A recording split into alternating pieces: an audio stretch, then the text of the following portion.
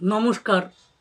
আমি শ্রী ঠাকুর রামকৃষ্ণ পরমহংসদেবের চরণে প্রণাম নিবেদন করে আমি আজকে বিবেকানন্দ সম্বন্ধে যে পর্ব চলছে তার এবারের পর্ব আমি বলতে চাইছি।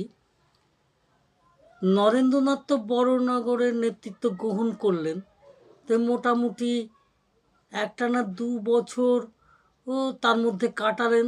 তার মধ্যে একবার আধবার বাইরে ঘুরে এসেছেন ঠিকই, কিন্তু শ্রীরামকৃষ্ণ তার মধ্যে যে জীবন যন্ত্রণা দিয়েছিলেন তা একাধিক ব্যক্তিগত আত্মসিদ্ধির জন্য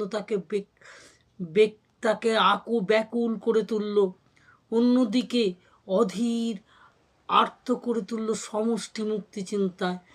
সমষ্টি মুক্তির নিশ্চয় এবং পারমার্থিক উভয় বিষয়, কিন্তু ভারতের ক্ষেত্রে প্রথম ভারতবর্ষে বহু সহস্র বর্ষের সাধনালব্ধ যে বেদান্ত সত্যকে নিজের জীবনে আকর্ষণ করেছিলেন, শ্রীরামকৃষ্ণ তাকে সংসারের উপর বর্ষণ করার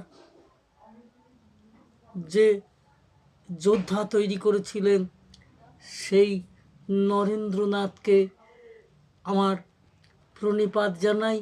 বরাহনগর মঠ নিয়ে কথা চলছে। আজকের পর্ব এখানে সমাপ্তি ঘোষণা করছি। জয় ঠাকুর শ্রীরামকৃষ্ণ, জয় বীরেশ্বর বিবেকানন্দ।